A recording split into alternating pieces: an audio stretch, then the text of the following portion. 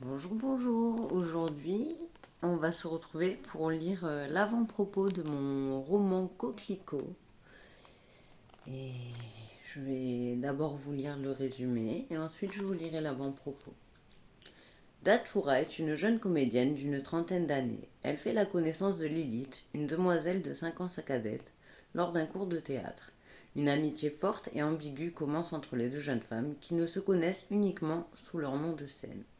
Ambiguïté qui effraie Datura, qui prend ses distances et fait le point sur elle-même et sur ses sentiments, lors d'un voyage en Indonésie.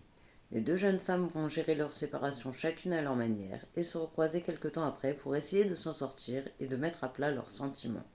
Leurs objectifs, vivre leur amour au grand jour et connaître enfin leur identité respective. Et donc on va lire l'avant-propos.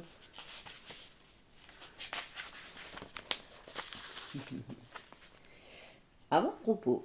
Offrir un bouquet de coquelicots signifie qu'on veut donner du réconfort à celui ou celle qui souffre, que ce soit à cause d'un chagrin d'amour ou d'une perte d'un être cher. Cela signifie aussi cultiver votre imagination pour avoir une vie plus riche. Le datura est une plante toxique originaire de l'Inde, utilisée comme narcotique et comme plante ornementale. Lilith est un démon féminin de la tradition juive.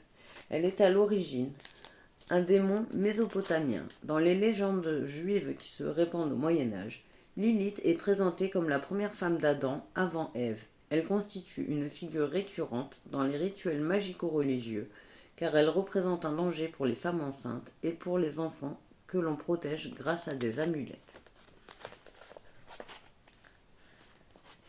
Je vais vous lire le chapitre 0. Oui, parce que celui-là, il commence par le chapitre 0, qui s'appelle chapitre 0. Tard dans la nuit, quelque part dans un appartement mansardé du sud-est de la France, dans la chaleur étouffante des combles, on n'entendait que le bruit de l'encre glissant sur les feuilles d'un carnet vierge. La cadence de la main gauche qui s'affairait sur le papier était rapide, frénétique. On y sentait du stress et une humeur orageuse qui se déversaient par jets d'encre, formant un pâté de pattes de mouche tellement énorme qu'il n'y avait presque plus d'espace blanc à combler. L'auteur de ce flot de pensées n'était autre que Premier chapitre, Datura Stramonium. Datura, ou Candide en vrai, semi-grande personne de la taille d'un mini-pouce, 1,60 m au garrot, presque l'âge du Christ au moment de sa crucifixion, à 1 an près. Comédienne et rat de bibliothèque solitaire. Grande sœur du premier empereur de Rome et de l'héroïne qui accompagne Tristan. Je suis rousse, aux cheveux coupés en un carré presque plongeant, et on dit souvent de mes yeux qu'ils sont atypiques. En effet, ils sont verrons. L'un est bleu polaire et l'autre vert émeraude. Il paraîtrait que je ressemble à une princesse avec des yeux pareils, mais tu parles. Si j'étais une princesse, je serais Carrie et je brûlerais tout sur mon chemin, parce que le feu c'est hypnotique, un peu comme mes yeux. Et j'aime assez l'odeur de l'essence. Adore les sushis, pardonnez-moi. Je suis désolée aussi, mon cher Big Eyes, petit poisson de mon cœur. Animal totem, une créature marine inconnue et oubliée. Même un plancton, ça me va. Couleur, le vert et le violet. Nombre porte-bonheur, le 22. Un jour, le mercredi. Un mois, septembre. Une fleur, le coquelicot. Rêve un peu trop sa vie. On ne crève pas ma bulle. Papa et Astrid, ma génitrice, reçoivent encore du monde aujourd'hui et il faut que je sois là. Pourquoi faut-il toujours que je sois là? Je n'habite plus au domaine depuis 10 ans. Pourquoi? Ah oui, ça me revient. Pour montrer aux gens, les gens, ils sont tellement importants pour ma créatrice, qu'on est une famille bienveillante, aimante et soudée, alors que ma génitrice ne sait que mettre des coups de pied dans les gencives des membres de sa famille, avec ses remarques acerbes, ses piques et pointes verbales qui font mal comme une coupure sous un ongle. Et mon père qui subit. J'ignore comment il peut aimer cette femme, vraiment. C'est pathétique, hein? Ah, bien sûr, on vous dira de mon accouchée qu'elle est brillante et qu'elle sait recevoir, qu'elle est même une hôte d'exception, toujours habillée élégamment et qui sait tenir sa maison. Même si Marie, la gouvernante du domaine présente depuis ma naissance, tient à elle seule le navire comme un parfait capitaine. C'est pas pour rien que je me fais appeler Datura, c'est juste pour faire sortir la marade de Ségon et... Non, en vrai, je m'appelle Candide. Si elle savait ce que c'était comme plante, le datura, vous pourriez être sûr qu'elle me prendrait pour une droguée, simplement en ayant eu l'idée de m'affubler d'un pareil nom de scène. Je suis Datura Stramonium et j'emmerde ma mère du haut de mes 32 ans. Une chance que j'ai pu prendre mon indépendance et ne plus vivre sous sa coupe. Je plains mon père et ma paire de jumeaux pour frères et sœurs de devoir vivre avec elle 24 heures sur 24. Pauvre papa.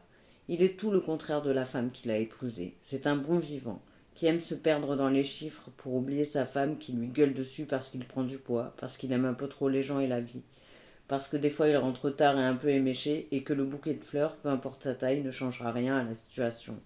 Alors, dès qu'il a du temps libre, il s'occupe de mon bateau et part en mer jusqu'au coucher du soleil. Parfois il rentre à la maison, et parfois il reste sur divagation, et il pêche. Je ne sais pas par quel miracle leur mariage tient. Je me demande même s'il existe toujours de la tendresse, de l'attention et surtout de l'amour dans leur couple. Voire même s'ils font toujours l'amour, mais ce n'est pas des questions que l'on peut poser dans ma famille. Du moins pas avec Sainte Astrid, avocate frigide et castratrice. Bon, il va tout de même falloir que je porte un truc décent à leur foutue réception. Je parie qu'Astrid va vouloir encore que je mette la robe bleue pour la énième fois à l'occasion de leur énième réception. Force et honneur à moi, et il va vous en falloir, je vous le dis. La pendule sonnait ses 19 coups, tandis qu'Astrid traînait son époux par un pan de sa veste, tout en aplatissant la paume de sa main aux ongles vernis de rouge assortis à sa robe, une mèche rebelle sur la tête de son mari. Rien ne devait dépasser ce soir. Quand les convives furent tous là, Candide avait la mâchoire crispée et douloureuse de devoir tant sourire et saluer aux côtés des jumeaux et du reste de la famille. C'était une sorte d'apologie du paraître. Astrid prenait toute la place dans les conversations, ne laissant pas les invités en placer une. Elle se vantait fort d'avoir gagné son dernier procès sur un cas assez complexe. Elle était douée dans son travail et tout le monde le savait, surtout elle-même. En voyant sa mère agir ainsi, Candide se demandait comment elle faisait pour s'en foutre à ce point des autres. C'était toujours elle qui était mise en avant. Elle, sur le devant de la scène. Son père, lui, mettait toujours de la bonne volonté et était on ne peut plus courtois et jovial avec ses convives. Mais Astrid ne le laissait que très rarement s'exprimer, que ce soit sur son travail, ce qui le passionne, les gens qui l'apprécient ou au contraire ceux qui l'exècrent. Avec le débit de parole mégalomane de sa femme, c'était toujours peine perdue. Et pourtant, d'après Candide, Alfred faisait au mieux pour tenir la barre au sein de sa famille. Il avait un boulot stable, un poste haut placé avec le salaire qui va avec, il avait payé de brillantes études à ses rejetons, avait une sublime villa dans un domaine entouré par les vignes et disposant d'une cave à vin magnifique. Car le père de Candide était fanat d'œnologie et avait une collection de bouteilles impressionnantes en plus de son propre cépage. Les fins de semaine étaient souvent rythmées de journées et de soirées dégustation au domaine familial. Et le maître de cérémonie, il y allait toujours de son anecdote qui suscitait l'amusement et l'intérêt des participants. On le complimenta sur sa tenue et son élégance, mais les traits de son visage ainsi que son regard étaient marqués d'une profonde lassitude qu'il ne pouvait cacher. Lorsque sa fille arrivait, avec 2 coupes de champagne, son père l'embrassa sur le front pendant de longues minutes et lui lança un regard plein de gratitude qui semblait dire « Merci d'être resté auprès de moi ce soir ». Voilà, c'était un petit extrait des 2 premiers chapitres du livre. Voilà.